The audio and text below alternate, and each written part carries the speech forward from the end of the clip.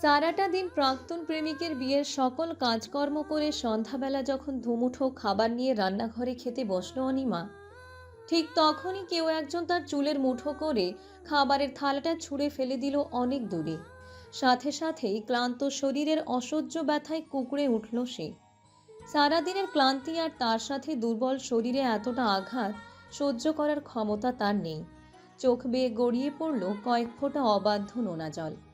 অশ্রুসিক্ত নয়নে সামনের লোকটির দিকে তাকাতেই একরাশ ঘৃণা এসে ভর করল তার মন কুঠিরে। কেননা এই সেই ব্যক্তি যার কারণে তার জীবন আজ এমন সংকট মুহূর্তে। হঠাৎ ছিঁড়ে যাওয়া হাতের কবজি ধরে টেনে নিয়ে বাইরে নিয়ে চলল সেই ব্যক্তিটি। তাতেই যেন বারবার ব্যথায় কুঁকড়ে উঠে অনিমার ক্ষত হওয়া শরীরখানি। কিন্তু তাতে বিন্দুমাত্র হেলদোলি নেই সামনের ব্যক্তিটির। ঠোঁট চেপে বারবার ব্যথা সয়ে নিচ্ছে সে। আর লোকটি তাকে শক্ত হাতে ধরে নিয়ে চলল সামনের দিকে। পরক্ষণে রক্ত চক্ষু নিয়ে সামনের ভরা বিয়ে অনুষ্ঠানের লোকসম্মুখে ছুঁড়ে মারল অনিমাকে। তাতেই যেন হুঁশ ফিরে এলো অনিমার। কেননা এতক্ষণ অসহ্য যন্ত্রণাময় অবস্থা তার আপন ভাবনার মাঝে ছিল বলে পারিপার্শ্বিক কোনো হুঁশে ছিল না। তার মাঝেই লোকটি বলে উঠল, কি যেন বলছিলেন মিস্টার খান? আমার দাদা ভাইয়ের সাথে এই মেয়েটার সম্পর্ক ছিল, হাসালেন। যেটা শুনেছেন তার পুরোটাই মিথ্যা। ও আই সি। তাহলে সত্যটা কি? বলুন আমাদেরকে, আমরা শুনতে চাই। কেন সকলে বলাবলি করছে তুরানের সাথে এই অনিমা নামের মেয়েটার সম্পর্ক ছিল? আরো বাজে কত কি! অফকোর্স, সত্যটা শুনতে জানতো? তাহলে শুনুন। এই মেয়েটা আমাদের বাড়ির একজন সার্ভেন্ট মাত্রই, যাদের ঠিকানা বাড়ির রান্নাঘর আর কাজের অন্তরালে।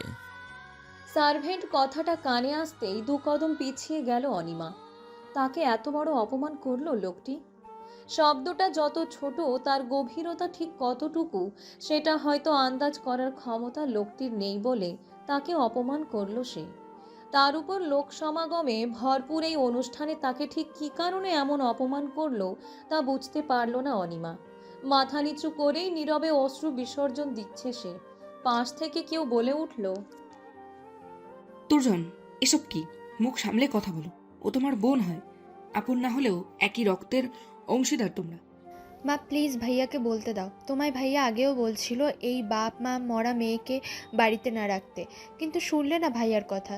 নিজের মা বাপকে একসাথে খেয়েও মন ভরেনি তার। এখন হলো তো, দুধ দিয়ে কালসাপ পুষেছো তোমরা। মেয়ের কথায় চুপ হয়ে যান আসমা বেগম। অসহায় দৃষ্টিতে নিক্ষেপ করলেন অনিমার দিকে। নিজ থেকেও কিছু করতে পারছেন না অনিমার জন্য। হাত পা তা অদৃশ্য শিকলে বাঁধা যে। পাশ থেকে কোনো এক মহিলা বলে উঠল, এ কেমন মেয়ে রে বাবা, যে থালিতে খায় সেই থালিটাই ফুটো করে। ঠিক বলছেন আফা, এমন মেয়ে যেন আর কারো ঘরে না হয়। কথা শেষ না হতেই অন্য আরেকজন বলে উঠল, মেয়েটার মরে যাওয়া উচিত। চৌধুরী বাড়ির মান সম্মান একা নিজেই ডুবিয়ে দিল। বলি, মেয়ে কাজের মেয়ে হয়ে সাহেবের ছেলের সাথে সম্পর্ক করলি সম্পত্তি হাতিয়ে নেওয়ার জন্য? এমন হাজারো আপত্তিকর কুৎসিত কথাবার্তা বলছে সকলে। এমন কথাগুলো বারবার ছারখার করে দিচ্ছে অনিমার নরম কোমল মনটা। আর কালসাপ কথাটা যেন তীরের মতন ভিড়ল অনিমার মনে। যে মেয়েটা সারাদিন অনিমা ছাড়া কিছুই বুঝতো না, সেই এই কয়েকদিন সময়ের ব্যবধান তাকে কালসাপ বলে লোকসম্মুখে পরিচয় দিচ্ছে। কি আজব তার জীবনটা। কয়েকদিন আগেও যারা আপন ছিল তারাই আজ তাকে পর ভাবছে। কালসাপ সার্ভেন্ট বলে লোক সম্মুখে পরিচয় দিচ্ছে। আপন মানুষের এমন ব্যবহার কখনো আশা করেনি অনিমা। হ্যাঁ, যে ব্যক্তি অনিমার সাথে এত রূঢ় বিহেভ করেছিল তার প্রাক্তন প্রেমিক তুরন ইনকিয়াত চৌধুরীর ছোট ভাই তুর্জন ইনকিয়াত চৌধুরী, যে কিনা সম্পর্কে অনিমার মামাতো ভাই হয়, যাকে বাঁচাতে একটা সময় নিজেই রক্তদান করেছিল সকলের অগোচরে। আর আজ সেই মানুষটি তার সাথে এমন আচরণ করলো। অপমানকর বিষয়টা করতে সহজ হলেও অনিমার মনের শক্ত দাগ কেটে দিল আজ। যাকে বাঁচাতে কত কি করলো, আর সেই আজ আর ভাবতে পারছে না সে। দৌড়ে চলে এলো সেখান থেকে। নিজ রুমে এসে দরজা বন্ধ করে পাশেই হাঁটু গেড়ে বসে পড়ল সে। কি থেকে কি হয়ে গেল? তুরনও আজ আর তার হয়ে কিছুই বলল না তুর্জনকে। এত অপমান করা সত্ত্বেও, কিন্তু কেন? তুরন্ত সেখানে উপস্থিত ছিল, কেন সে প্রতিবাদ করলো না? 3 বছরের প্রেমকে সে চাইলে কি প্রণয়ে রূপ দিতে পারতো না? পারতো না তার ভালোবাসাকে নিজের করে রাখতে? সবটাই কি তাহলে নাটক ছিল?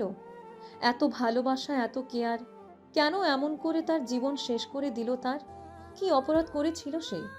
তার বাবা মা তাকে বাঁচাতে গিয়ে নিজেরাই না ফেরার দেশে পাড়ি জমিয়েছিলেন, এটাই কি তার দোষ? সে আর কিছু ভাবতে পারছে না, মাথাটা ধরে আসছে তার। এখন হয়তো কিছুক্ষণ নীরবে চক্ষু জল বিসর্জন দিলে হয়তো ভালো লাগবে। ঘণ্টাখানেক নীরবে অশ্রু বিসর্জন দেওয়ার পর ওয়াশরুমের দিকে ছুটল অনিমা। তাকে দ্রুত ফ্রেশ হতে হবে, কেননা রান্নাঘরের অনেক কাজ এখনও বাকি আছে। কাজগুলো ফেলে রাখলে তার বড় মা হয়তো রেগে যেতে পারেন। তাতে যে তার গায়ে হাত তুলতেও দুবার ভাববে না, সাথে অপমান তো আছেই।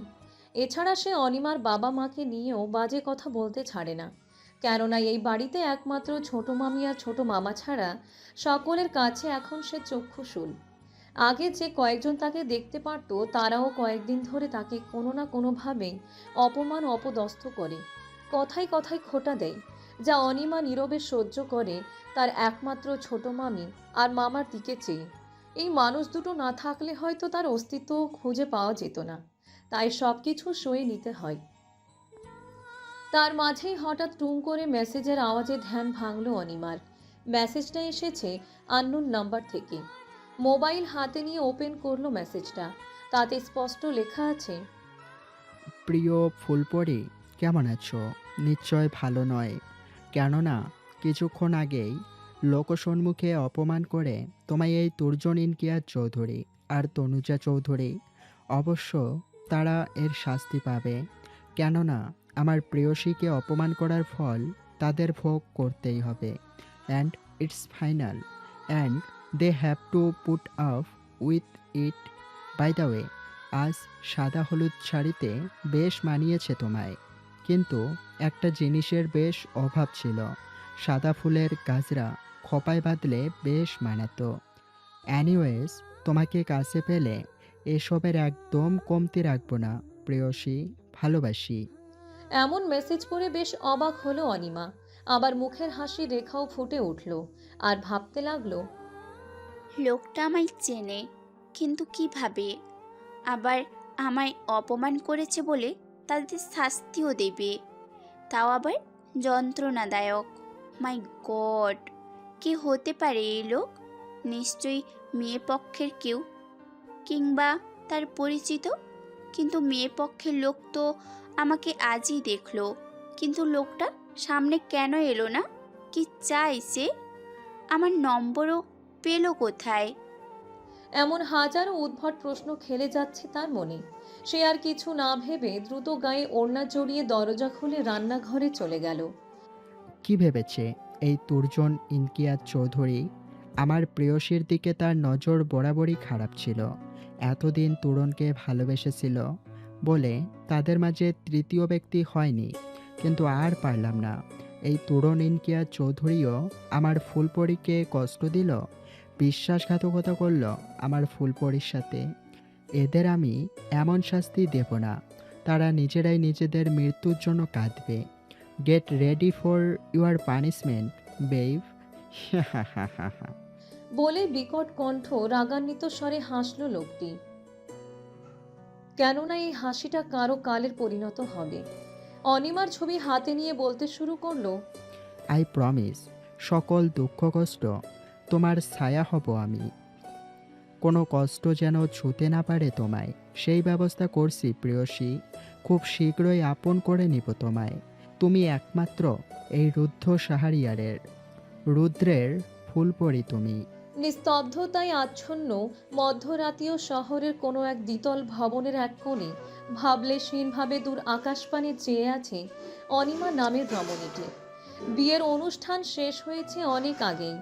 এখন হয়তো তার ভালোবাসার মানুষটি অন্য কারোর কোলে মাথা দিয়ে ফ্যামিলি প্ল্যানিং করছে। সে ভাবছে আজ সে কারোর কাছে ঠাট্টার ফুলঝুরি, আর কারোর কাছে খুব কাছের কেউ। তবে এসবের চিন্তা নেই তার। তবুও সে ব্যস্ত তার জীবনের সুখকে ত্যাগ করে দুঃখ কষ্টকে আপন করে নিতে, কারণ জীবনে চলার পথে এসবই তার সঙ্গী। তার ভাবনা ভাঙল ঘাড়ে কারো গরম নিঃশ্বাসের আঁচড়ে। আর চোখে তাকিয়ে আঁখি নিক্ষেপ করল সেদিকে। মুহূর্তেই আষাঢ়ের কালো মেঘে ছেয়ে গেল তার কোমল মন। কেননা তুরণ এসে দাঁড়িয়েছে পাশে, একদম গা ঘেঁষে। তার কাছ থেকে কিছুটা সরে এলো অনিমা, কারণ সে এখন তার নয়, কারো ব্যক্তিগত সম্পদ। এক সময়কার প্রিয়জন হলেও যেটা ছিল প্রয়োজনে মাত্র। আর আজ সে অন্য কারো স্বামী।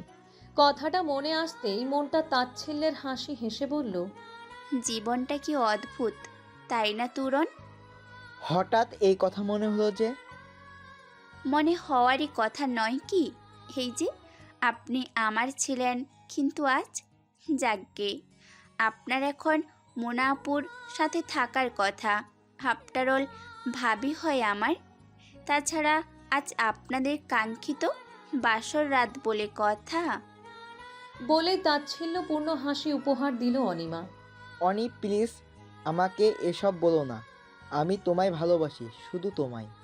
এ কথা বলে তুরণ অনিমার দিকে কয়েক পা এগিয়ে যেতেই অনিমা শক্ত কণ্ঠে বলে উঠল, আর এক কদম সামনে এগোবেন না মিস্টার তুরন ইনকিয়াত চৌধুরী। কি ভেবেছেন কি আপনারা? হ্যাঁ, কি ভেবেছেন?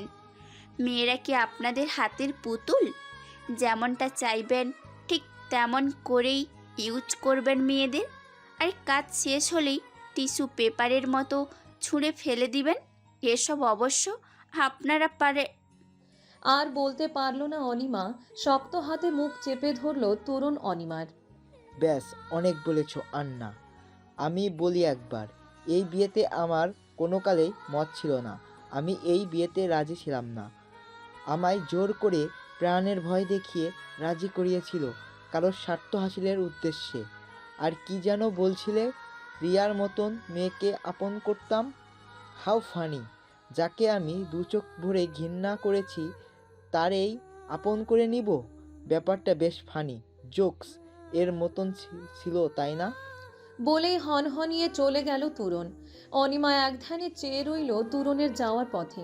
ভাবছে, কিসের স্বার্থের কথা বলল তুরণ? আর কার প্রাণেরই বা ভয় দেখিয়েছে তাকে, যার জন্য সে 3 বছরের সম্পর্ক মাত্র 3 সেকেন্ডেই শেষ করে দিল? না, সে আর ভাববে না। যে তার হয়নি সে কখনোই তার ছিল না। সে শুধু সময়ের মোহ ছিল মাত্র। তাকে যে করেই হোক এসব ভুলতে হবে। তার এখনও অনেক পথ চলা বাকি আছে। তাকে তার বাবা মায়ের স্বপ্ন পূরণ করতে হবে, কিন্তু কিভাবে করবে সেটা সে জানে না। এমনিতেই বড় মামি আর মামু তাকে পড়ালেখা করতে মানা করেছেন।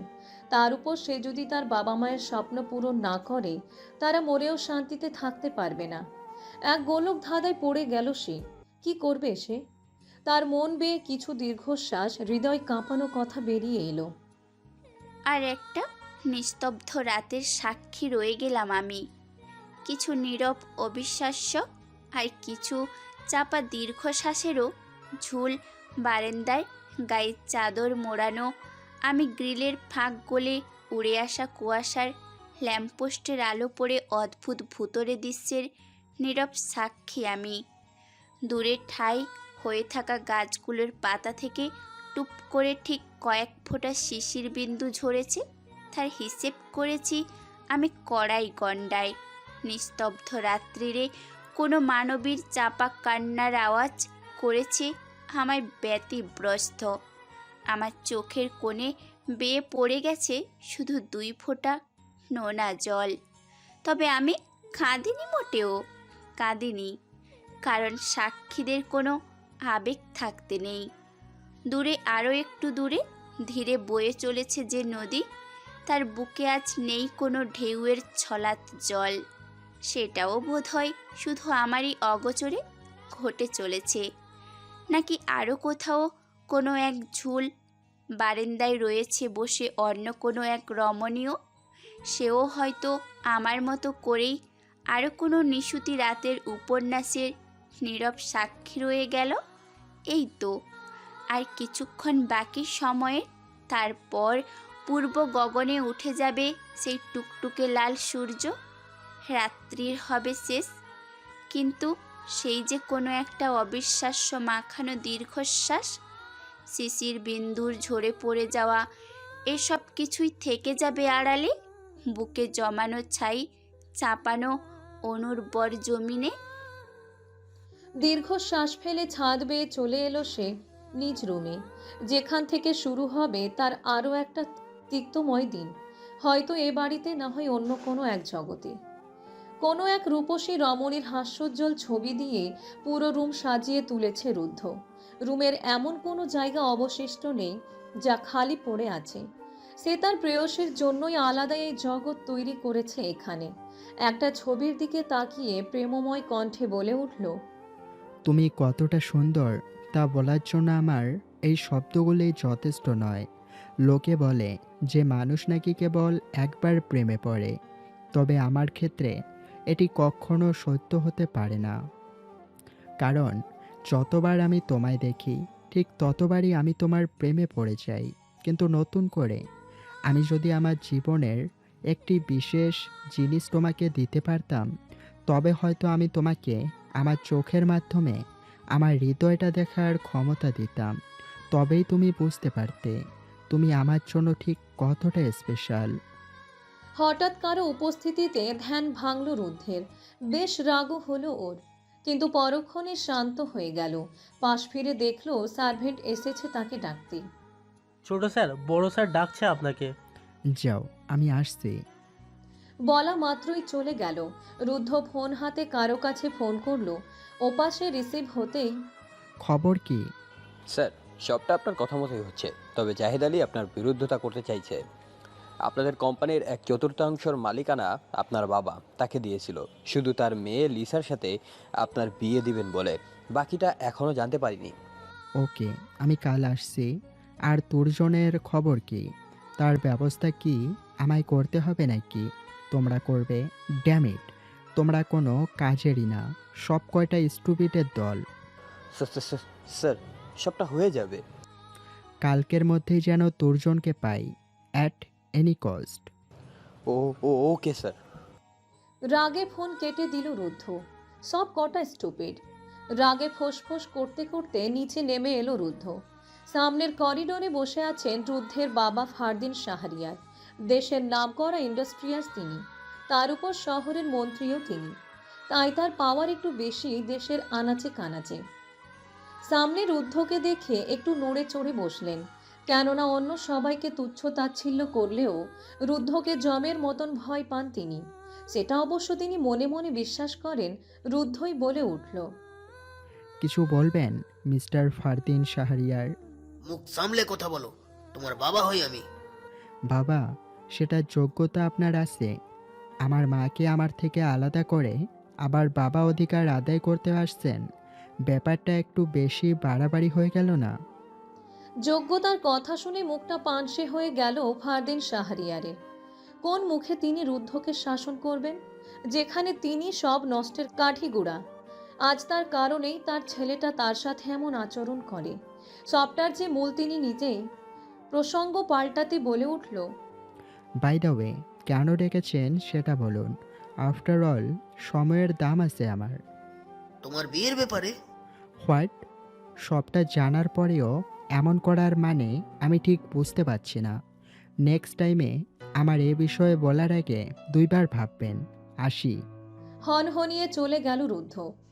রুদ্ধ, রুদ্ধ শোনো। আহ মাগো। হঠাৎ বাবার কাতর কণ্ঠ শুনে পিছন ফিরতেই হাত পা ঠান্ডা হয়ে এলো রুদ্ধের। বাবার কাতর কণ্ঠ শুনে ছুটে এলো রুদ্ধ। তাকে দেখে কিছুক্ষণ কিং কর্তব্য বিমূঢ় হয়ে যায় সে, কারণ বাঁ হাতে গুলি লেগেছে ফারদিন শাহরিয়ারের। বুলেটটা কাঁধের ঠিক নিচের দিক দিয়ে আঘাত করে শরীরের এসপার ওসপার হয়ে সামনে রাখা কাচের গ্লাসে গিয়ে লাগলো। আর অসহ্য যন্ত্রণায় কাতরাচ্ছেন তিনি।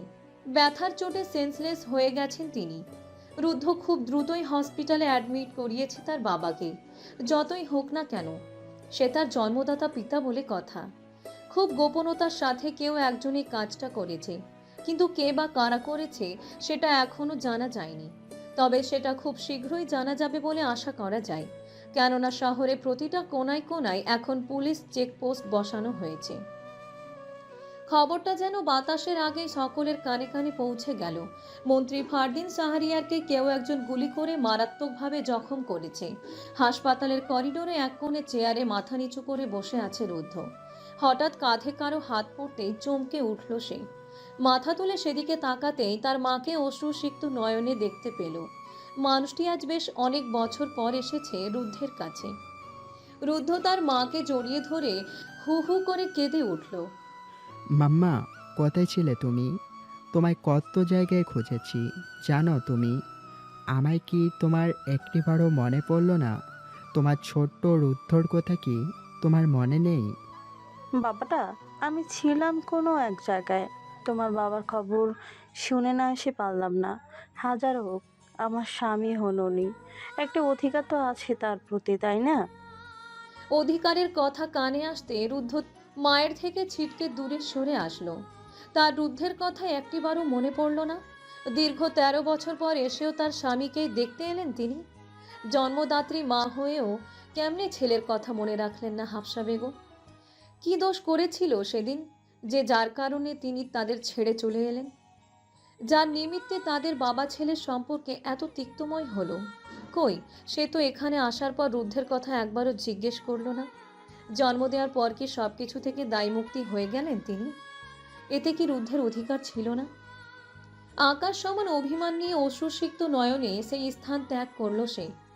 কি অধিকার নিয়ে তাকে আবার মা বলে ডাকবে রুদ্ধ? ধীর পায়ে এগিয়ে গেল সামনের দিকে, যেখানে ডাক্তার অপারেশন করে বেরোলো সবে মাত্র।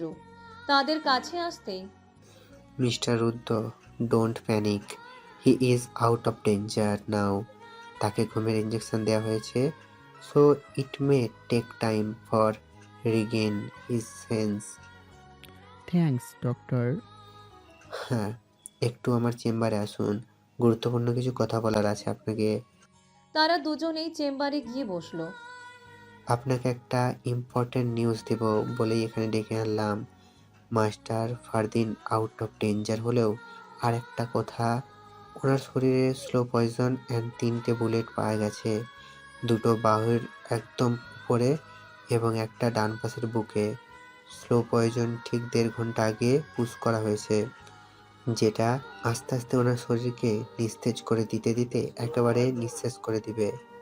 হোয়াট, কি বলছেন এসব? কিন্তু ওনাকে এই স্লো পয়জন দিবে কে? আমারও ঠিক একই প্রশ্ন। এত সিকিউরিটি থাকার মাঝেও এসব সত্যি আনবিলিভেবল।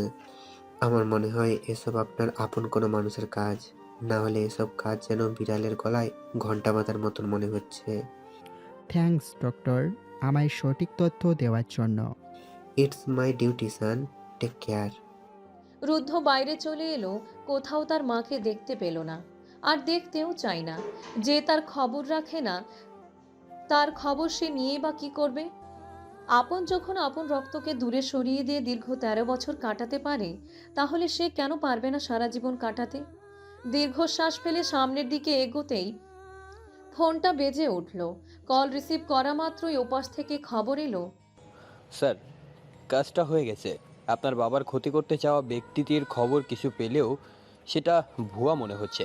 তবে তুরজন ইনকতিয়া চৌধুরীকে আমরা কিডন্যাপ করে নিয়ে এসেছি। গুড, ওকে কয়েকটা দিন অনাহারে রাখো।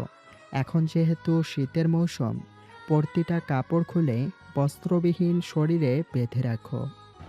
কিন্তু স্যার, তোমাকে অর্ডার করেছি, সো ডু ইউর জব।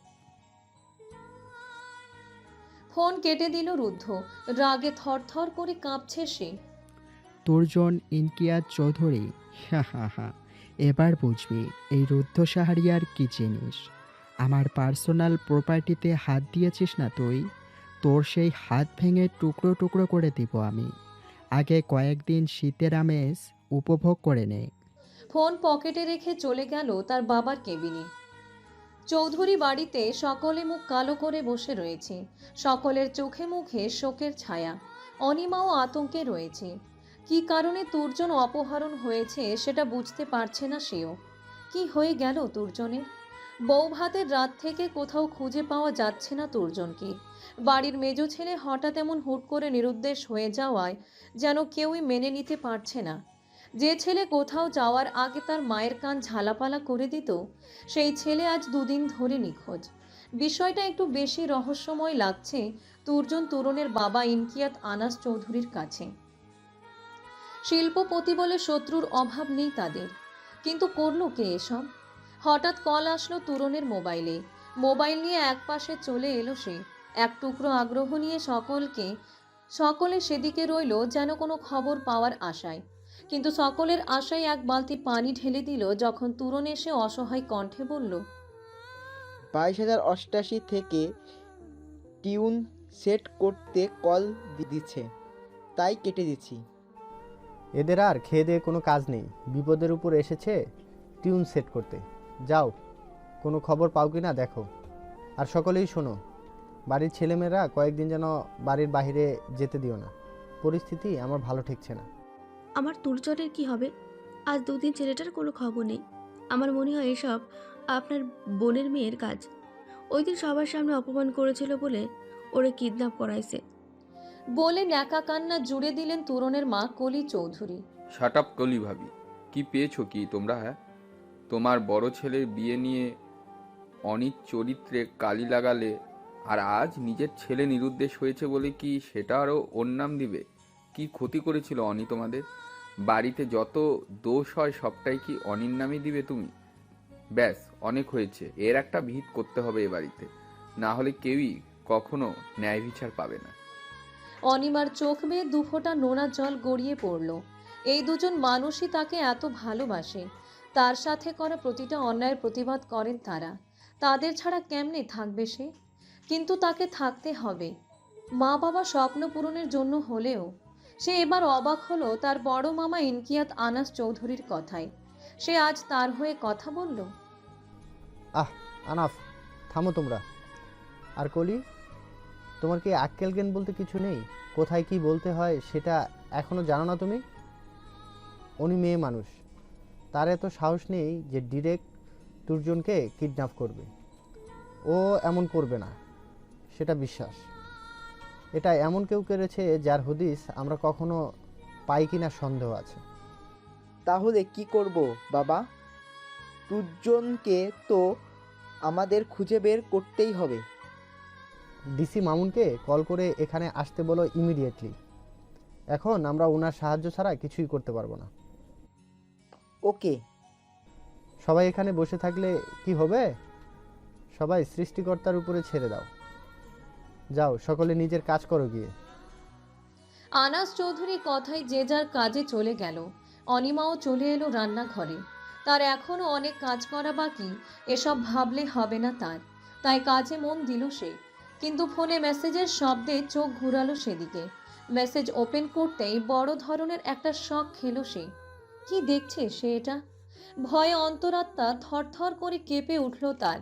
ভয়ে বারবার গলা শুকিয়ে কাঠ হয়ে আসছে তার। প্রিয় ফুলপরি, কেমন আছো? ভালো আছো কিংবা খারাপ? খারাপ থাকারই কথা, কেননা চৌধুরী বাড়ির মেজো ছেলে নিখোঁজ বলে। যাই হোক, সেটা আমি করলাম কেন জানো?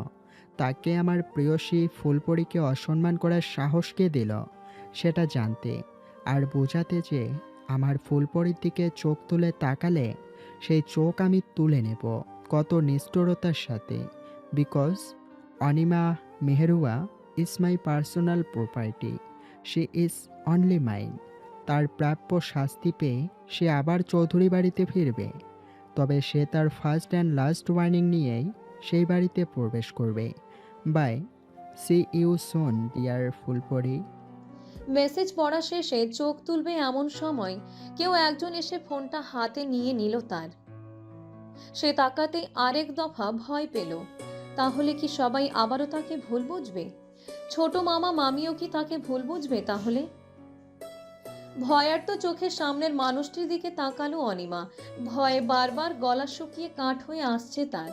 কারণ সামনে তার বড় মামি কলি বেগম রক্তচক্ষু নিয়ে রাগান্বিত হয়ে দাঁড়িয়ে রয়েছেন। যে কোনো মুহূর্তে যেন ঝড় বয়ে দিতে পারেন অনিমার উপর। এ বাড়িতে সবচেয়ে ভয়ানক ব্যক্তি আর কেউ থাকলে সে একমাত্রই কলি বেগম। যে কোনো কিছুকে তিলকে তাল বানিয়ে ছাড়তে এক বিন্দু পরিমাণ ছাড় দেয় না কিছুতেই। তারই ভাবনার মাঝে ছেদ পড়ল যখন তার বড় মামি ফোনটা চেয়ারে ঠাস করে রেখে কর্কশ কণ্ঠে বলে উঠলেন, কাজকর্ম ছেড়ে দিয়ে মোবাইল চালানো হচ্ছে তাই না নবাব জাতি? ঘরের কাজগুলো কে করবে শুনি? তোর মরা মা? সে তো গত হয়েছে, তাও আমাদের ঘাড়ে তোরে চেপে দিয়ে। মায়ের সম্পর্কে কটূক্তি শুনে ঘৃণায় দুফোঁটা অবাধ্য জল দুচোখ বেয়ে গড়িয়ে পড়ার আগেই হাতের উল্টো পিঠ দিয়ে মুছে ফেলল অনিমা। তাকে গালি দিক তাতে কিছু যায় আসে না তার, কিন্তু কথায় কথায় তার মাকে কেন টেনে আনে এই মহিলা সেটা বুঝে না অনিমা। তাদের কোন ধানে যে তার মা মই দিয়েছিল সেটা জানে না। অনিমাকে ভাবান্তর হতে দেখে কলি বেগম আবারও তেড়া কণ্ঠে বলে উঠলেন, দুপুরের আগে কাজ সবটুকুই যেন শেষ হয়, না হলে আজ তো দুপুরের খাওয়া বন্ধ করে দিলাম। তাদের কথার মাঝে এসে উপস্থিত হলো তুরনের সদ্য বিবাহিতা স্ত্রী ফারিহা। সে এসে দেখলো তুরনের মা অনিমাকে যা নয় তা বলে গালি দিচ্ছে। তাতে তাসফির ভীষণ খারাপ লাগলো। এই বাড়িতে আসার পর থেকে সে দেখেই চলল কিভাবে অনিমাকে তার শ্বশুর শাশুড়ি আর দেবর ও তুরনের চাচাতো বোন তন্নি মিলে হেনস্থা করে। তাতে তার বেশ মায়া লাগে অনিমার প্রতি। সে এও জেনেছিল তার স্বামীর সাথে অনিমার সম্পর্ক ছিল। তাতে তার কিছুই যায় আসে না, কারণ এমন সম্পর্ক থাকতে পারে সেটা স্বাভাবিক। যাই হোক, সে বুঝতে পারছে এখন তার শাশুড়িকে কিছু একটা বলে না থামালে তিনি অনিমার গায়ে হাত পর্যন্ত তুলতে পারেন। তাই ফারিহা বলে উঠল, মা, আপনি বাবা ডাকছেন, আপনি বরং ওই দিকটায় যান, আমি এখানে আসি। কলি বেগম তাকিয়ে দেখল তার ছেলের বউ সামনে দাঁড়িয়ে, তাই সে চুপ হয়ে গেল। গেলাম আমি বলে মুখ বেঁকিয়ে রান্নাঘর থেকে প্রস্থান করল সে। আচ্ছা। ছোট স্বরে জবাব দিল অনিমা। এ আর নতুন কি, প্রতিদিনই তো এমন কটু কথা শুনতে হয় তার। তাই সয়ে গেছে, কিন্তু মনকে সান্ত্বনা দিল যে অল্পের জন্য সে বেঁচে গেল, না হলে বাড়িতে এতক্ষণে কাল বৈশাখের তুফান বয়ে যেত। ফারিহা অনিমার কাছে গিয়ে তার থুতনি ধরে মাথাটা উপরে তুলে বলল, অনুপাকে কি মন খারাপ? না ফারুপু, আই এম ওকে। নিম্নস্বরে উত্তর দিল অনিমা। বিয়ের পর থেকেই অনিমার প্রতি যত্নশীল ফারিহা। সে আদর করে অনুপাখি বলে ডাকে অনিমাকে, কারণ অনিমা তার চেয়ে বছর খানিক ছোট হবে বলে। তাহলে মাথা নিচু করে আসো যে, ফারু আপুকে বলা যাবে না নাকি? আসলে মাম্মামকে নিয়ে কিছু বললে। অনিমার কথা কেড়ে নিয়ে ফারিহা বলে উঠল, শোনো বোনু, এই নিয়ে মন খারাপ করবে না একদম। তোমাকে যে বড় হতে হবে, তোমাকে এমন কথা বলে অনেকেই তোমার মনোবল ভেঙে দিতে চাইবে। আর তোমার কিন্তু এইসব কথাকে আপন সঙ্গী হিসাবে নিতে হবে, তবেই না তুমি সাকসেস হবে। কি মানবে তো আপুর কথা? আর শোনো, তুমি যেহেতু আমার ছোট, তাই বলি তোমাকে আমি তুই বলেই ডাকবো, রাগ করবা তুমি? না ফারুপু, তুমি আমার একমাত্রই আপুই, তাই তুমি আমাকে তুই বলেই ডাকবে। তাতে আমি রাগ করব কেন শুনি? প্রশ্নই আসে না। বলে মন ভুলানো মুচকি হাসিটা দিল। ফারিহা এক ধ্যানেই অনিমার হাসিটার দিকে তাকিয়ে রইল। অনিমা ফারিহাকে ধাক্কা দিয়ে ধ্যান ভাঙালো। আপুই, কি দেখছো অমন করে? তোর মিষ্টি হাসিটা, সত্যি আমি মেয়ে হয়ে কিন্তু এখনই হাসির প্রেমে পড়ে গেলাম যে। ভ্রু নাচিয়ে কথাটা বলতে লজ্জায় লাল হয়ে গেল অনিমার মুখ। ধ্যাত, আপুই তুমিও না? লজ্জা পেতে হবে না তো, চল কাজটা সেরে নেই দুজনেই একসাথে। বলেই অনিমাকে সাহায্যের জন্য কাজে হাত লাগিয়ে দিল। আপুই, আমি পারবো, তুমি বরং ফারিহা অনিমার কথাই রেগে গেল। খানিক রেগে উত্তর দিল, অনু, নো এক্সকিউজ। আমি আজ থেকেই তোর সাথে কাজ করব, আর বোন হয়ে বোনের কাজে হেল্প করলে দোষ কিছুই না। নেক্সট টাইম এমন কথা কখনো বলবি না, ওকে? অনিমা ফারিহার কথা প্রত্যুত্তরে মাথাটা উপর নিচ করল, যার মানে সে আর কিছু বলবে না। ফারিহা মুচকি হেসে কাজে মন দিল। বল, কি কারণে আমার ফুলপরীকে এতটা অপমান করেছিলি সেদিন তোর ভাইয়ের বিয়ের অনুষ্ঠানে? Answer me, damn it. আসলে আমি চাইনি, আমি করতে চাইনি। পরিস্থিতি এমন ছিল বলে করেছি। আর ওকে আমি আমার ভাইয়ের সাথে দেখা করতে। ওয়াই, কি ক্ষতি করেছিল সে তোর? বলেই মুখ বরাবর একটা পাঞ্চ মারল রুদ্ধ। আ- আ- আ- বলছি আসলে আমি অনিমাকে পছন্দ করতাম তাই। তাচ্ছিল্যের হাসি হাসল রুদ্ধ। পছন্দ করতি? তাহলে অপমান করলি কেন? বলে ননস্টপ মারা শুরু করে দিল, এমনভাবে মারছে যে সে প্রত্যুত্তরে গগন বিদারী চিৎকার করে চলছে। আবারও বলে উঠল, তোকে আজ জানে মারলাম না, বিকজ তোকে আরও একটা সুযোগ দিলাম ফুলপরির দিকে তাকাতে। 100 বার ভাববি she is only my. Got it? অবশেষে বেশ কিছুক্ষণ পর থামল রুদ্ধ।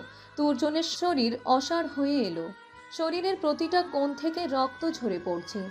এমন রক্তাক্ত অবস্থা করেছে যে তাকে চেনাই যাচ্ছে না সহজে। রুদ্ধ তার গার্ডসদের অর্ডার দিল, মধ্যরাতে এই জানোয়ারটাকে ইনকিয়াত প্যালেসের সামনে ফেলে আসবে এই অবস্থাতেই। উত্তর দেওয়ার আগে গটগট করে রুম থেকে বেরিয়ে গেল সে। ফুলপরি, এমন একটা সময় আসবে যখন তোমাকে কেউ কিছু বলার আগে 10 বার ভাববে। সেটা খুব শীঘ্রই হবে, বিকজ তুমি এখন থেকে রুদ্ধ সাহারিয়ারের পার্সোনাল প্রপার্টি হয়ে গেছো। আপন মনে বলে উঠল রুদ্ধ। সে দ্রুত তার বাবার রুমে চলে গেল। তার বাবা ফারদিন শাহরিয়ার এখন বেশ সুস্থ আছেন। তার শরীর বিষের প্রভাব কাটিয়ে হালকা রেসপন্স করা শুরু করেছে। তার বাবা রুমে এসে দেখল তার বাবা বিছানায় হেলান দিয়ে বসেছেন। সে তার বাবার রুমে নক করল। বাবাই, আসবো? অনেকদিন পর ছেলের মুখ থেকে বাবাই ডাকটা শুনে খুশিতে কেঁদে দিলেন ফারদিন শাহরিয়ার। সেই 13 বছর পর আবারও বাবা বলে ডাকল রুদ্ধ। তিনি দ্রুত রুদ্ধকে মাথা নাড়িয়ে ভিতরে আসার অনুমতি দিলেন। রুদ্ধ এসে তার বাবার পাশে বসল। তারপর হাতে থাকা খাবারের প্লেটটা তার বাবার সামনে রেখে এক লোকমা এগিয়ে দিল। খাবার শেষ করে সার্ভেন্টদের না ডেকেই রুদ্ধ সবটা পরিষ্কার করে এসে বসল তার বাবার পাশে। তার বাবার হাতে হাত রেখে বলল, বাবাই, আই এম রিয়েলি সরি। আসলে এতদিন ভুলটা জেনে তোমায় দূরে সরিয়ে দিয়েছিলাম। আজ থেকে কখনোই এমন হবে না বাবা, আই প্রমিস। বাবাই। ফারদিন শাহরিয়ার নিজের ছেলের হাতটাকে শক্ত করে আঁকড়ে ধরে বলে উঠলেন, আই নো মাই সন, আমি জানি তুমি ঠিকই একদিন তোমার ভুলটা বুঝতে পারবে। আমি জানি না কে তোমার মনে আমার সম্পর্কে এতটা মিথ্যে বিষ দিয়েছিল। তবে যাই হোক, সে কখনো শান্তিতে থাকতে পারবে না। বাই দ্য ওয়ে, আজ আমি অনেক খুশি। আমিও বাবাই। তবে আমার কানে মিথ্যে বিষ ঢালা অপরাধীটাকে তুমি জানো কি? জানলে হয়তো নিজের কানকেই বিশ্বাস করতে পারবে না। তার আগে নিজেকে শক্ত করে নাও। ঘাবড়ে গেলেন ফারদিন শাহরিয়ার। কে সেই ব্যক্তি যে তার সম্পর্কে তার ছেলেকে ভুল বুঝিয়েছিল? তাকে জানতেই হবে। তাই সে নিজেকে সামলিয়ে শক্ত করল, যেন সেই পরিস্থিতিতে নিজেকে শক্ত রাখা যায়। বলে উঠল, বলো রুদ্ধ, আমি জানতে চাই কে সেই কালপ্রিট, কে? রুদ্ধ যার নাম উচ্চারণ করল তাতেই যেন সেই মানুষটির উপর থাকা বিশ্বাসের কাঁচটা ভেঙে টুকরো টুকরো হয়ে গেল ফারদিন শাহরিয়ারের। তিনি ভাবতেই পারেননি এমন কাজটা কেউ করবে। নিজের বেস্ট ফ্রেন্ডের এমন অপবাদ কোনো মতেই মেনে নিতে পারছেন না ফারদিন শাহরিয়ার। জাহিদ আলী এত বড় অপবাদ রটিয়ে রুদ্ধকে এতটা ইনিয়ে বিনিয়ে মিথ্যে কথা বলেছিল, তাও রুদ্ধের ছোটবেলায়, যা এতদিনে রুদ্ধের মনে রাগ আর ঘৃণার রূপ নিয়েছে। তাও অন্যের দোষটাও ফারদিন শাহরিয়ারের ঘাড়ে চাপিয়ে দিল জাহিদ। এতটা স্বার্থপর হয়ে গিয়েছিল সে। যাকে এতটা বিশ্বাস করত, সেই আজ তার বিশ্বাসটাকে ভেঙে চুরমার করে দিল। এই ছিল তার নাটকীয় বন্ধুত্ব। চোখ বন্ধ করে জোরে জোরে কয়েকবার শ্বাস নিল ফারদিন শাহরিয়ার। রাগের ফলে তার শরীরের প্রতিটা কোষ খাড়া হয়ে দাঁড়িয়ে গেছে, যেন এই মুহূর্তে জাহিদকে পেলে মাথায় তুলে আছাড় মারবেন। রুদ্ধ টের পেল তার বাবা রেগে গেছে। তার রাগ যখন অতিমাত্রায় বেড়ে যায় তখন তিনি চোখ বন্ধ করে নিজেকে ঠান্ডা করতে জোরে জোরে কয়েকবার শ্বাস নেন। তাই রুদ্ধ তার বাবাকে সেই সুযোগটা দিল। তার বাবা চোখ খুলতেই, বাবাই, রেগে গেলে তো হবে না। আমাদের এখন কি করা উচিত সেটা ঠান্ডা মাথায় চিন্তা করা উচিত, তাও স্ট্রং অ্যান্ড সেফলি। রুদ্ধের বাবা চোখ বন্ধ করে হাত ঝোড়া মুষ্টিবদ্ধ করে নিল। তারপরে থমথমে স্বরে জবাব দিল, কি করতে চাও তুমি? আমার তো ইচ্ছে করছে এই বাস্টার্ডকে এক্ষুনি মাটির তলায় পিষে ফেলতে। কুল ডাউন বাবাই, এত উত্তেজিত হলে কাজের কাজ কিছুই হবে না। সর্বপ্রথম তাকে তোমার দেওয়া আমাদের বিজনেস প্রপার্টির 1/4 নিয়ে নেওয়া। তাই বুঝতেই পারছো কি চাই আমি। তবে কি চাও তুমি? রুদ্ধের দিকে প্রশ্নাত্মক চোখে তাকালো ফারদিন শাহরিয়ার। সেটা না হয় সেদিনই দেখবে। আমার উপর বিশ্বাস আছে তো? রুদ্ধের হাত শক্ত করে ধরে বলে উঠলেন, পূর্ণ বিশ্বাস আছে আমার, তবে ভয় হয় সে যদি তোমার সাথে খারাপ কিছু করে ফেলে। ডোন্ট ওয়ারি বাবাই, কিচ্ছু হবে না, ট্রাস্ট মি। এই জাহিদ আলী এখনও ঘুঘু দেখেছে কিন্তু ফাঁদ দেখেনি, তাই একটু বেশি করছে। আর তোমাকে জাস্ট একটা ড্রামা করতে হবে এতে, তাহলে সবটা কেল্লাফতে। ওকে মাই সান, সবটাই হবে। বাবাই, একটা কথা ছিল, জানি না তুমি কথাটা কেমনে নিবা, তবুও বলতে চাই। ছেলে লাজুকতা টের পেয়ে মুচকি হেসে বললেন, আমিনাকে ভালোবাসো এটা তো?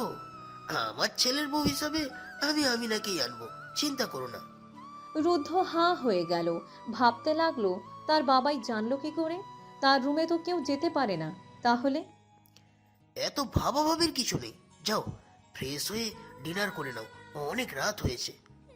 রুদ্ধকে কিছু বলার সুযোগ না দিয়ে পাশ ফিরে শুয়ে পড়ল তার বাবা। তাই আর কোনো উপায় না পেয়ে নিজের রুমের দিকে এগিয়ে গেল রুদ্ধ। তবে রুদ্ধ খুশি হলো যে তার বাবা অনিমাকে মেনে নেবে। সে যেতে যেতে ভাবতে লাগলো, বাবা আর কখনো লিসাকে নিয়ে বলবে না, কারণ একদিকে সে জাহিদ আলীর মেয়ে, অন্যদিকে এই মেয়েটা দারুণ অসহ্যকর। বন্দুকটা হাতে নিয়ে সামনে রাখা ফুলদানি বরাবর গুলি চালালো 23 বছর বয়সী এক যুবক। এই দিনে যে সে না চাইতেও তার রাগ প্রচুর পরিমাণে বেড়ে যায়, কারণ আজ তার বাবা মায়ের 12তম মৃত্যুবার্ষিকী।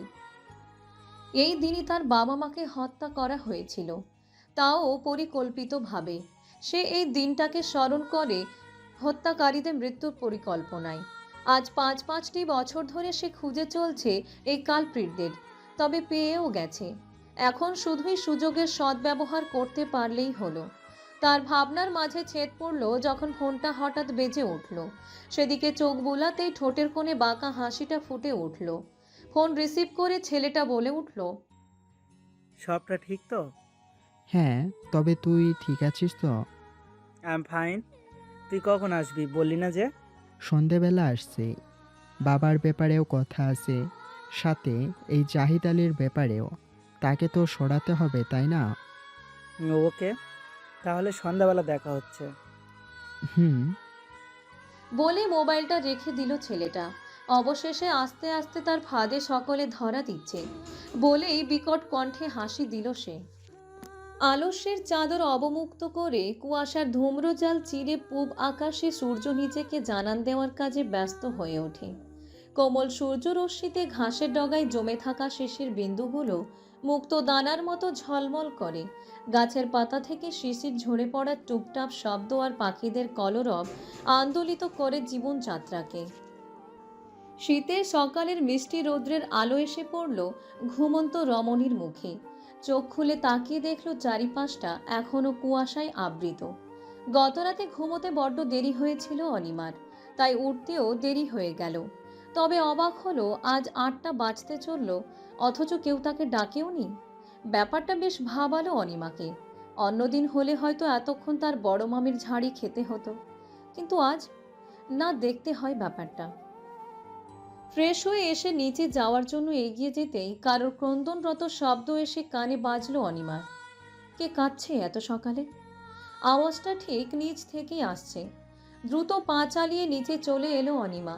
ড্রয়িং রুমে এসে দেখলো সকলে গোল বেঁধে কিছু একটা দেখছে, আর ভিতর থেকে কলি বেগমের কান্নার শব্দটাই ভেসে আসছে। কি হলো দেখতে গিয়েই আতকে উঠল অনিমা। তুর্জনের বডি পড়ে আছে নিচে, তাও রক্তাক্ত অবস্থায়। মুখটা ঠিকমতো চেনাও যাচ্ছে না, ভয়ে কেউ তার পাশেই ঘেঁষছে না। অনিমার মনে হলো তুর্জনের বাঁ হাত কিছুটা নড়ছে। সে দ্রুত কলি বেগমকে সরিয়ে তার পালস চেক করতেই চমকে উঠল, কেননা তুর্জন এখনও জীবিত। চিৎকার করে বলে উঠল, মামু, মেজদা জীবিত, তাড়াতাড়ি হাসপাতালে নিয়ে চলুন। সকলে এতক্ষণ পাথর হয়ে দাঁড়িয়ে থাকলেও অনিমার কথাই যেন প্রত্যেকের টনক নড়ল। তুরন দ্রুত ড্রাইভারকে গাড়ি বের করতে বলে তুর্জনকে পাজা কোলা করে তুলে নিল। দ্রুত গাড়িতে বসিয়ে হাসপাতালের উদ্দেশ্যে রওনা হয়ে গেল। তুর্জনকে নিয়ে সকলে গেলেও তুরনের স্ত্রী ফারিহা, অনিমা আর আসমা বেগম থেকে যায়। রান্না করার সময় হঠাৎ অনিমা বলে উঠল, ফারুপু, আমার না খুব ভয় হচ্ছে মেজদার জন্য। আল্লাহ যেন সবটা ঠিক করে দেন, মেজদাকে যেন সুস্থ করে দেন। ফারিহা অবাক চোখে তাকালো অনিমার দিকে। এই মেয়েকে এত অপমান করা সত্ত্বেও সে কিনা তুর্জনের সুস্থতা কামনা করছে। কিচ্ছু হবে না, তুই নিজের কাজ কর, বাকিটাই ডক্টরের সামলাবে। আমায় না মাঝে মাঝে মনে হয় তুই কিসে তৈরি, বুঝলি? কেন হঠাৎ এই কথা বলছো যে? এমনি চল, রান্না তো শেষ, ফ্রেশ হয়ে নিই। তুরন আসবে আবার খাবার নিতে, ছোট মা দিবে খাবার, ওকে? অনিমা ফারিহাকে জড়িয়ে ধরে বলে উঠল, দেখবে সবটা ঠিক হয়ে যাবে। যে 4 রুমে ফ্রেশ হতে চলে আসলো। অনিমা রুমে আসতেই তার মোবাইলে ঠিক একই নম্বর থেকে আবারও মেসেজ আসলো। চমকে উঠল সে। এবার সে মেসেজ না পড়ে সাথে সাথে সেই নাম্বারটাতে কল করলো, কিন্তু বরাবরের মতন এবারও ফলাফল শূন্য, কারণ সেই নাম্বারটা বন্ধ। কি কে সে, সেটার কোনো সন্ধানই পাচ্ছে না অনিমা। হঠাৎ পেছনে কারো গরম নিঃশ্বাস পড়তেই ভয়ে জমে গেল সে। কিন্তু এই ভর দুপুরে আবার কে এলো তার রুমে, তাও বলা নেই কওয়া নেই। ভয়ে নিজের জামা খামচে ধরল সে। ধুকপুকিয়ে কাঁপছে সে। শীতের মাঝেও কপাল বেয়ে ঘাম গড়িয়ে পড়ছে ভয়ে। সাহস নিয়ে সেদিকে ঘাড় ঘুরিয়ে তাকাতেই অন্তরাত্মা যায় যায় অবস্থা তার, কারণ পিছনে দাঁড়িয়ে আছে স্বয়ং। কে কে আপনি?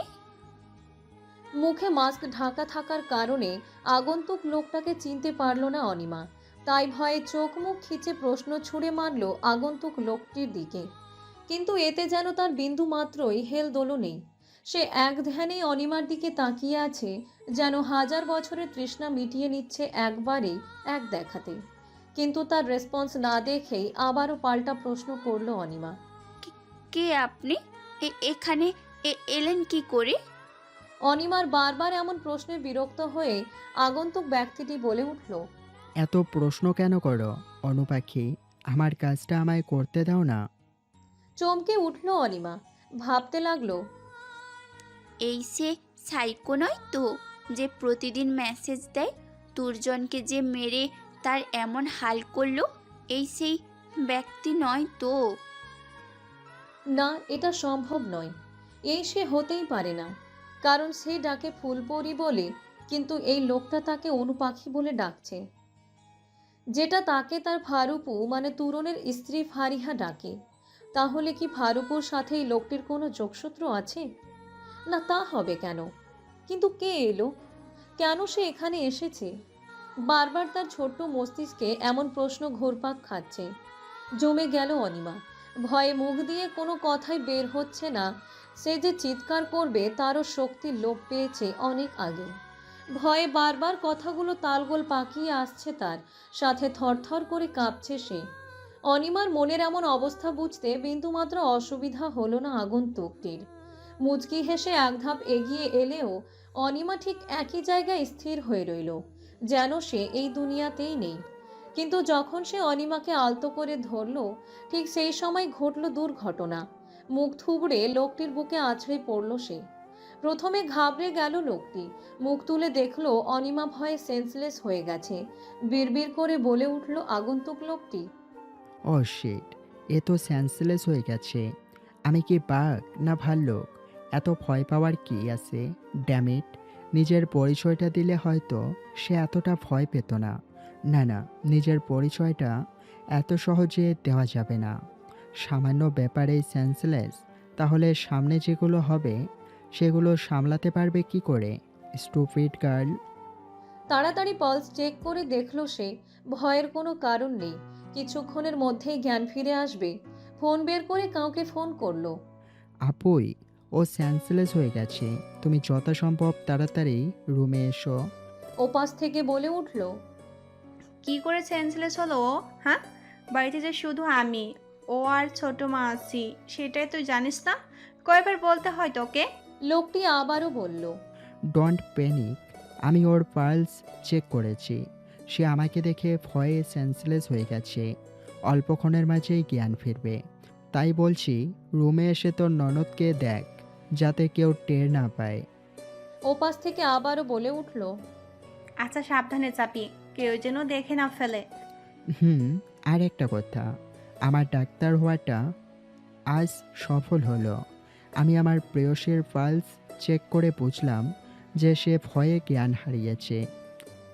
লোকটির কথা শুনে ওপাশের মানুষটি বেশ অবাক হলো। সেন্সলেসের সাথে ডাক্তার হওয়া কিংবা পালস চেকের সম্পর্কটা কি? হিসেবটা মিলাতে না পেরে শেষে বলে উঠল, আচ্ছা যা, পাগল কোথাকার।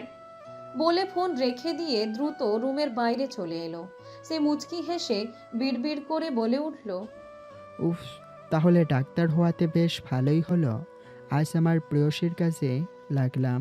ডোন্ট ওয়ারি অনুপাখি, সবটা ঠিক হয়ে যাবে।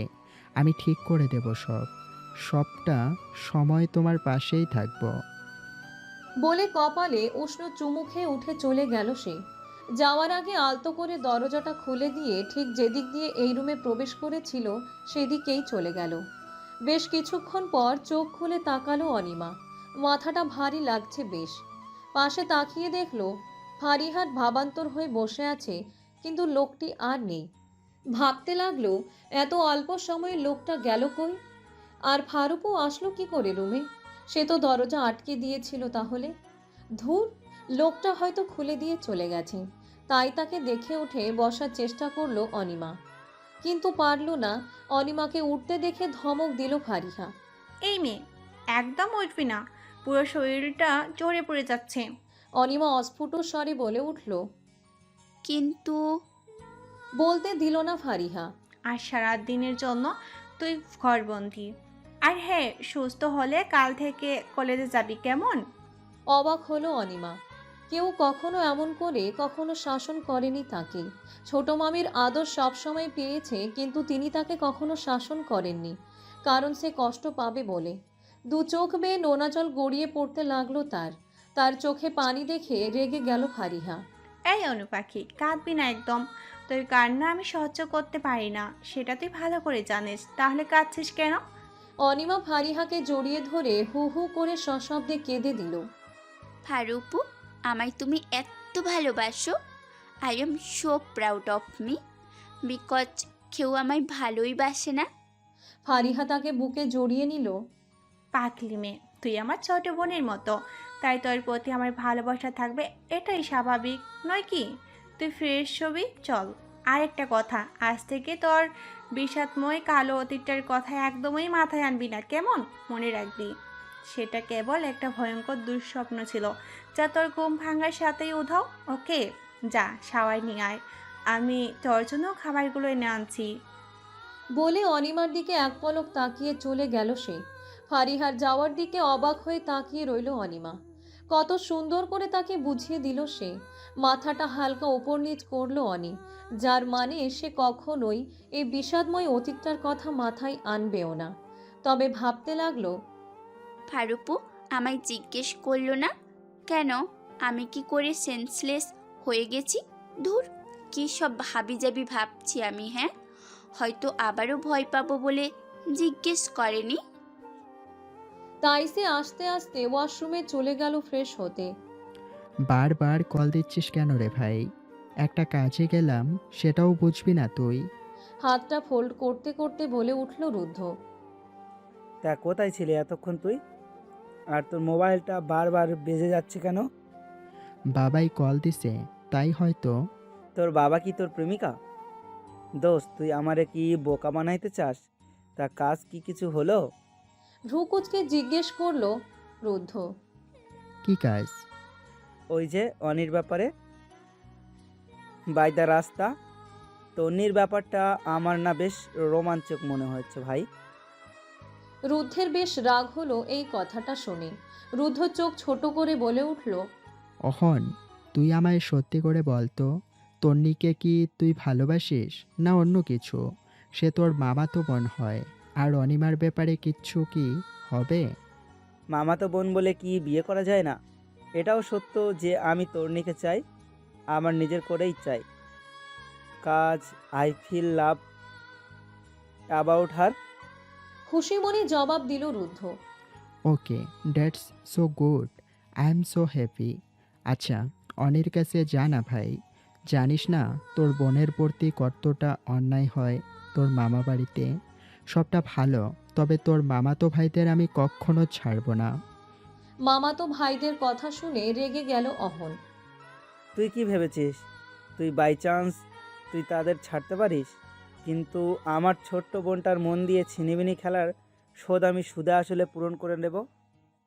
হ্যাঁ, তবে কয়েকটা দিন যাক, তারপরে যাব। তাদের কথার মাঝে রুদ্ধের ফোনটা বেজে উঠল। ফোন রিসিভ করতেই ওপাশ থেকে যা শুনল তাতেই হাতের ফোনটা পড়ে গেল তার। ধপাস করে অহনের পাশে বসে পড়ল সে। অহন রুদ্ধের ফোন হাতে নিয়ে কানের কাছে নিতেই সেও ঠিক একই কথা শুনল। কথাটা শোনা মাত্রই নিস্তব্ধ হয়ে গেল সে। কি হয়েছে তন্নির, বল না ভাই। অস্থির হয়ে গেল অহন। রুদ্ধ নিজেই বিচলিত, এমন ঘটনা সচরাচর হয়নি কখনো, তাই হয়তো। তন্নি তো তুর্জনের সাথে হাসপাতালে গিয়েছিল, তাহলে কিডন্যাপাররা তাকে কিডন্যাপ করলো কেমনে? নিজের কাছে বারবার এমন প্রশ্ন করে যাচ্ছে রুদ্ধ। তবে কিছু একটা ভেবে বলল, অহন ভাই আমার, শান্ত হ। কিচ্ছু হবে না তন্নির। আমার মনে হয় কিছু একটা গন্ডগোল নিশ্চয় এখানে হয়েছে, না হলে ইটস ইম্পসিবল। কিন্তু কে করবে এসব? ও ও ও- ও তো হাসপাতালে ছিল, তাহলে কিডন্যাপ হলো কেমনে? অহনের এমন বিচলিত ভাবটা মোটেও ভালো লাগছে না রুদ্ধের। সে অহনের কাছে এসে হাত চেপে ধরে বলল, বিশ্বাস করিস তুই আমায়? অহন ভরসা আছে তোর আমার উপর। রুদ্ধের এমন প্রশ্নে চমকাই অহন। ভাঙা গলায় সে জবাব দেয়, হ্যাঁ, হ্যাঁ আছে, না নিজের চেয়েও বেশি। তুই না আমার বেস্ট ফ্রেন্ড, তাহলে এসব কথা বলছিস কেন আমায়? মুচকি হাসি দিল রুদ্ধ। অহনের হাত দুটো শক্ত করে মুঠো করে নিয়ে বলল, তাহলে এত চিন্তা কিসের ভাই? ও তো আমারও বোনের মতো, তাই না? কাল সকালের মধ্যেই তন্নির খোঁজ নিশ্চয় পাবি। At any cost, I promise. অহন জানে রুদ্ধ যখন কোনো কাজ করবে বলে কথা দেয়, সে কোনো না কোনোভাবে সেই কাজটা হাসিল করেই ছাড়ে। তাই রুদ্ধের প্রতি তার অগাধ বিশ্বাস আছে। দীর্ঘশ্বাস ফেলে অহন বলল, সবটাই মানবো, কিন্তু একটাই চিন্তা, যাতে খারাপ কিছু হয়ে না যায়। রুদ্ধ ভাবল অহন ঠিকই বলেছে। সে আর কিছু ভাবতে পারল না, তাই সে অহনকে বলে দ্রুত বেরিয়ে যায়। আর তার সকল গুপ্তচরদের ইনফর্ম করে দিল যে আজ রাতের মধ্যেই যেন তন্নির খোঁজ পায়, না হলে তার সাথে খারাপ কিছু হয়ে যেতে পারে। এই দিকে চোখ পিটপিট করে তাকালো তন্নি। মাথাটা সে কোনো মতেই তুলতে পারছে না ক্লোরোফর্মের প্রভাবের কারণে। সে মনে করার চেষ্টা করলো সে এখানে আসলো কেমন করে। আমি এখানে এলাম কী করে? আমি তো হসপিটালের ওয়াশরুমের ওখানে ছিলাম। তাহলে তখন আহ তখন তো কয়েকজন, হ্যাঁ, ওরাই আমাকে এখানে নিয়ে এসেছে। তাহলে এটা কি অনিপুর সাথে করা আমার পাপের ফল? আজ তার চোখ বেয়ে নোনা জল গড়িয়ে পড়ছে। সেদিনও সে অনিমাকে প্রচুর অপমান করেছিল। এটাই হয়তো রিভেঞ্জ অফ নেচার। আর ভাবতে পারল না সে। হালকা মাথা ঘুরিয়ে চারপাশটা লক্ষ্য করতে চাইলেও সে পাশেই দেখতে পেল যে তার মতন আরও অনেকে আছে যারা ঠিক একই রকম অবস্থায় পড়ে আছে। তাহলে কি সে নারী পাচারকারীদের চক্করে পড়েনি তো? তার ভাবনা ভাঙল কিছু লোকদের তীক্ষ্ণ কণ্ঠস্বরে। তাদের কথা ঠিক এমন, সবগুলো এক করতে হবে। বস আজ রাতে আসবে সব কিছু ঠিক আছে কিনা দেখতে, তারপরে কাল সবটাকে মধ্যপ্রাচ্য প্রচার করে দেওয়া হবে। কথাটা শোনা মাত্রই অন্তরাত্মা কেঁপে উঠল তন্নির। শেষ পর্যন্ত পাচারকারীদের হাতে শেষ হলো তার জীবন। আর ভাবতে পারল না সে। শুনতে লাগলো বাকিদের কথাগুলো। আসলে কি করব ভাই, এখানে মন্ত্রীর ছেলে চলে আসছে, কিন্তু আমরা সবাই কেস খাবো, তাই যত দ্রুত সম্ভব কাজ শেষ করতে হবে। সে অনেক মারাত্মক একজন ছেলে। যা সর, মারাত্মক লোক, কি পাল করতে পারেন রে? বড় জোর কয়েকজনকে মারতে পারবে, তার আগেই শালাকে পরপারে ঘুমাই দিয়ে আসবো না। রতন, আমি ঠিক বলেছি। রুদ্র সাহারিয়ার যেমন নাম, তার ঠিক কাজটাও তেমন মারাত্মক। সাংঘাতিক দাসের লোক সে। তবে এই পর্যন্ত সবকটা মাল সাপ্লাই না করতে পারার কারণও কিন্তু সে। তুই নতুন, তাই কিছুই জানোস না। তাই ওকে নিয়েই আমার যত ভয়। এইবার এই পাচারের টাকার পরিমাণও কিন্তু অনেক বেশি, তাই টেনশনটা একটু বেশি। রতন এবার যেন আশার আলো পেয়ে গেল। সমর ভাই কখনো মিথ্যে বলে না। তাহলে কি এই সমরই তার বোনকে পাচার করে দিতে চেয়েছিল গত বছর, যেখানে মন্ত্রীর ছেলে তাদের সাহায্য করেছে এই পাচারটাকে ঠেকাতে? এই সমরই কি সেই লোকগুলো যাদের কাছ থেকে সে এতদিন প্রতিশোধ নিতে ঘুরছিল? তাহলে কি সে মন্ত্রীর ছেলেকে সাহায্য করবে? দ্বিধাদ্বন্দ্বে পড়ে গেল সে। এই পাচারে যে অর্থ সে পাবে তাতে তার মায়ের চিকিৎসার খরচ হয়ে যাবে, সাথে বোনের বিয়েরও। কিন্তু পাচারটা না আটকালে সে কখনোই নিজেকে ক্ষমা করতে পারবে না। তাকে ভাবান্তর হতে দেখে আবির বলে উঠল, কি ভাই, ভয় পেয়ে গেলি নাকি? টেনশন নিস না বেটা, আজকে সব কাজ একদম আরামসে হয়ে যাবে। তুই টাকাগুলো পাইয়া যাবি, বুঝছ? মাথা নাড়িয়ে জবাব দিল রতন। আরে না, তেমন কিছু না, চল সিগারেট খামু, নেশা হয়েছে। বলে রতন চলে গেল। সে জানে আবির খাবে না এখন, তাই সে বুদ্ধি করেই চলে গেল। তাকে যত দ্রুত সম্ভব মন্ত্রীর ছেলে মানে রুদ্ধের নম্বর সংগ্রহ করে খবর দিতে হবে, না হলে অনেকগুলো মেয়ের জীবন নষ্ট হয়ে যাবে।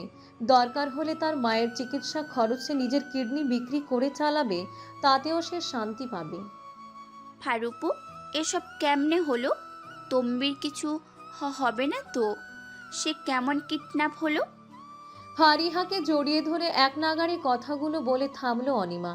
তার পাশে সমানে বিলাপ করে যাচ্ছেন তার ছোট মামি আসমা বেগম। তার একমাত্র সন্তান তন্নি। কি হয়ে গেল মেয়েটার?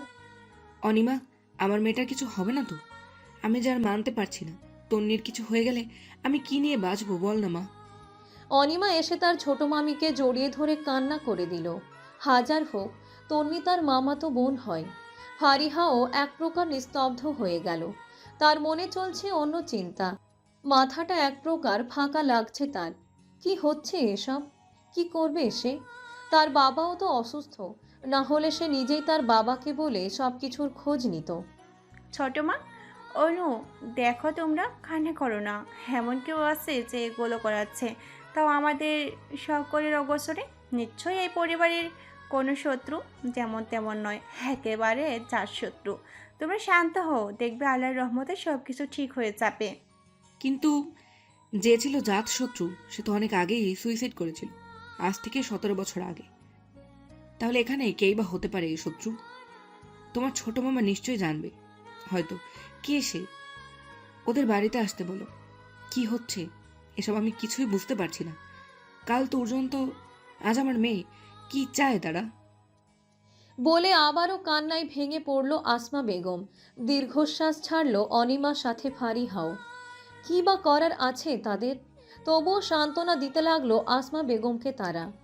আমার আজ রাতের মধ্যেই সবটা খবর চাই। যে করেই হোক ওকে খুঁজে বের করো, at any cost and with safely. Yes sir, you do our best. ম্যাডামের কিচ্ছু হবে না। ইয়েস, সব জায়গায় অ্যালার্ট করে দাও। এই সব কিছুর পেছনে কেউ একজন আছে যা আমাদের অজানা। আরেকটা কথা, কোথাও নারী পাচার হচ্ছে কি না খবর নাও। এমনও হতে পারে সে নারী পাচারকারীদের হাতে আটকে পড়েছে, তাহলে কিন্তু অনেক বড় সর্বনাশ হয়ে যাবে। আমি এখনই খবর নিচ্ছি, আপনি টেনশন করবেন না, সব কিছু ঠিক আগের মতনই হয়ে যাবে। দেখো খবর দিয়ে আমায় ইমিডিয়েটলি জানাও। Okay sir. বলে ফোনটা কেটে দিল লোকটা। সব ইনফর্মারদের যখন খবর নিতে ব্যস্ত, ঠিক তখনই রুদ্ধের অপর মোবাইলে ফোন আসে। হাতে নিয়ে দেখলো আননোন নম্বর, তবুও রিসিভ করলো সে। ওপাশ থেকে যেটা বলল সেটা শুনে রুদ্ধের অধর কোণে বাঁকা হাসিটা আবারও ফুটে উঠল। আজ হয়তো কারো শেষ দিন হতে চলেছে, নয়তো কোনো মুখোশধারীর মুখোশ উন্মোচন হতে যাচ্ছে। অনেক হয়েছে লুকোচুরি মিস্টার জাহিদ আলী, এবার দেখবেন আসল খেলা। অন্ধকারে বাঁকা হেসে বলে উঠল একজন তরুণ। এতক্ষণ পিছন ফিরে নিজের সাঙ্গপাঙ্গ নিয়ে পাচারের ব্যাপারে কথা বলছিল বলে তরুণটির উপস্থিতি টের পায়নি জাহিদ আলী, কিন্তু পরিচিত মানুষের কণ্ঠস্বর শুনে ঘাবড়ে গেল তারা সকলেই। সকলে বন্দুক তাক করলেও জাহিদ আলীর ইশারায় নামিয়ে নিল আবার। মানুষটির দিকে তোতলিয়ে বলে উঠল, কে তুমি? আর কি করতে করবে? কি কি কি কি তুমি? আবারও অধরের কোণে বাঁকা হাসিটা ফুটে উঠল ব্যক্তিটির মুখে। কথাটা শেষ হওয়ার সাথে সাথেই পুরো ঘর জুড়ে আলোকিত হয়ে উঠল মুহূর্তেই। সামনের ব্যক্তিটির দিকে তাকাতেই ভয়ে দুকদম পিছিয়ে গেল জাহিদ আলী। বিস্ময়ের সাথে অস্ফুট স্বরে বলে উঠল, রুদ্র, তুমি তুমি এখানে? হুম, ভয় পেলেন বুঝি? আপনার মতো একখান সাহসী মানুষের যদি এত ভয় থাকে তাহলে আমাদের কি হবে বলুন তো? So don't panic. তা কী কারণে এখানে আসা? এত নামডাকওয়ালা একজন মানুষের এসে গল্প করছেন, তাও 2 টাকার কয়েকটা মানুষের সাথে? নাক ছিটকালো রুদ্ধ। রুদ্ধের এহে নাক ছিটকানো আর ভাবলেশহীন কথায় বিন্দু বিন্দু ঘাম বেয়ে পড়ছে চোখের কার্নিশ বেয়ে। রুমাল দিয়ে ভালো মতো মুখটা মুছে নিল জাহিদ। ভয়ে ভয়ে বলে উঠল, এমনি এই। রেগে গেল রুদ্ধ। এখানেও মিথ্যে বলা শুরু করেছে। রুদ্ধের এতটা রাগ আগে কখনো দেখেনি জাহিদ। সোজা এসে কলার চেপে ধরে বলে উঠল, ইউ রাস্কেল, কি ভেবেছেন? হ্যাঁ, নিজেকে কি বেশি চালাক মনে করেন? জানেন না অতি চালাকের গলায় দড়ি, ঠিক আজও আপনার গলায় ঝুলবে আপনার চালাকির সেই দড়ি। বুঝলেন মিস্টার জাহিদ আলী ওরফে ব্ল্যাক ডগ? রুদ্ধের কথা শুনে ভয় যেন খাবলে ধরল। সে তার গোপন নাম ব্ল্যাক ডগ জানল কেমনে? তার ভাবনার মাঝে রুদ্ধ আবারও তেতানো কণ্ঠে বলে উঠল, আমায় আমার বাবাইয়ের নামে মিথ্যা অপবাদ শুনিয়ে আমাদের সম্পর্ক আলাদা করার চেষ্টায় ছিলেন, সফল হলেন না। তারপর নিজের মেয়েকে দিয়ে বাবাইয়ের ব্রেন ওয়াশ করার চেষ্টাও করেছিলেন, তাতেও সফল হলেন না। হ্যাঁ, সফল হয়েছিলেন আমার বাবাইয়ের 1/4 সম্পদ নিজের নামে করে, কিন্তু আফসোস সেই সম্পদ আবারও আমাদের থেকে গেল। আর সেটার খবর পেয়ে আমার বাবাইকে মারতে লোক লাগিয়ে গুলি করে মারতে চেয়েছিলেন, কিন্তু সৃষ্টিকর্তার কৃপায় সেটাও হলো না। তার আগে নিজের আপন বড় বোন, মানে আমার মা হিসেবে হাফসা বেগম, যাকে মা বলতেও আমার ঘৃণা হয়, এখন সেই মানুষটিকে সকলের চক্ষু আড়ালে করে আমাদের বাড়িতে প্রবেশ করিয়ে বাবাইয়ের খাবারে স্লো পয়জন মিশাতে সাহায্য করেছিলিস। কিন্তু আমাদের উপর সৃষ্টিকর্তার রহমত ছিল বলে সেই যাত্রাতেও বাবাই বেঁচে গেলেন। আর আজ শেষমেশ চৌধুরী বাড়ির মেয়েকে কিডন্যাপ করেছিস, তাও যাদের খুন করেছিলি আজ থেকে 13 বছর আগে একটা মিথ্যে কেস থেকে নিজেকে বাঁচাতে। তাদেরই ছেলে অহনের প্রিয় মানুষ থেকে কিডন্যাপ করেছিস পরিকল্পনা মাফিক। কিন্তু দেখ সর্বশেষে কি হলো। পাচার তো দূরে থাক, এক চুল পরিমাণ কেউ নড়তেই পারবে না। দেখ সর্বক্ষেত্রেই তুই ফেল। অনেক বলে ফেলেছিস, এবার তুই শেষ রুদ্র।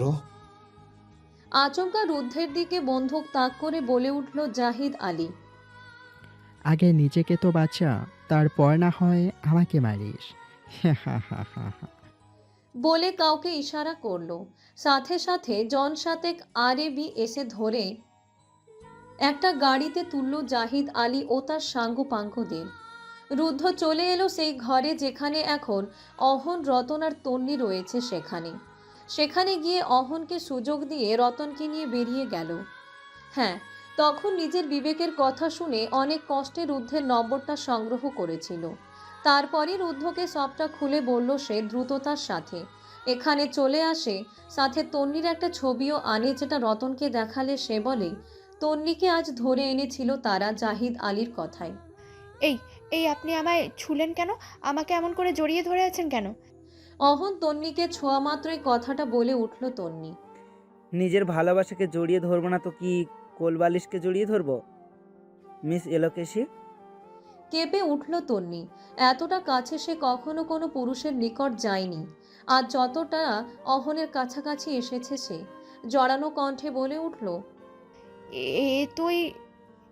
এতই যখন ভালোবাসেন তাহলে আমার কিডন্যাপের সময় কোথায় ছিলেন?